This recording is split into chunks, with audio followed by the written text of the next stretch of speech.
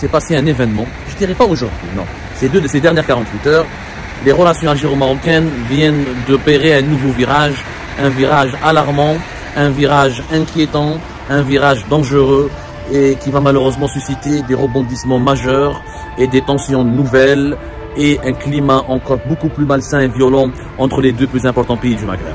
Le 17 janvier dernier, le Maroc et Israël viennent de signer un nouvel accord de défense militaire, un nouvel accord de coopération militaire qui englobe des actions communes dans la guerre électronique, la défense aérienne et le renseignement. Le Maroc va officiellement bénéficier au cours de cette année 2023 de l'expertise israélienne reconnue mondialement dans ce domaine-là, concernant le renseignement notamment et la guerre électronique, sans oublier la défense aérienne. Israël, je le rappelle, fait partie des 20 plus grandes armées du monde.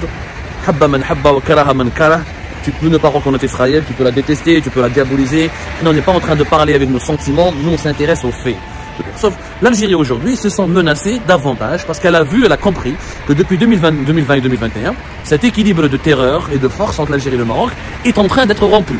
Qui les Israéliens doivent des armes, des logiciels d'espionnage, des unités de défense aérienne, des équipements sophistiqués.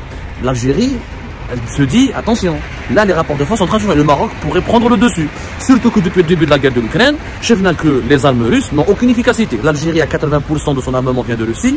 La Russie, les armes russes, c'est de la quincaillerie. C'est une véritable quincaillerie. La grande armée russe avec ses armes soi-disant sophistiquées n'ont absolument rien pu faire sur le front ukrainien. La Russie a essuyé énormément de défaites et pour contrôler quelques villages et quelques petites villes, elle éprouve de grandes difficultés. Donc le chef Nablé, l'armement occidental, était beaucoup plus efficace et redoutable. Il a permis à une armée ukrainienne déstructurée, désorganisée, de prendre le dessus très facilement. Donc l'Algérie, elle est inquiète à juste titre.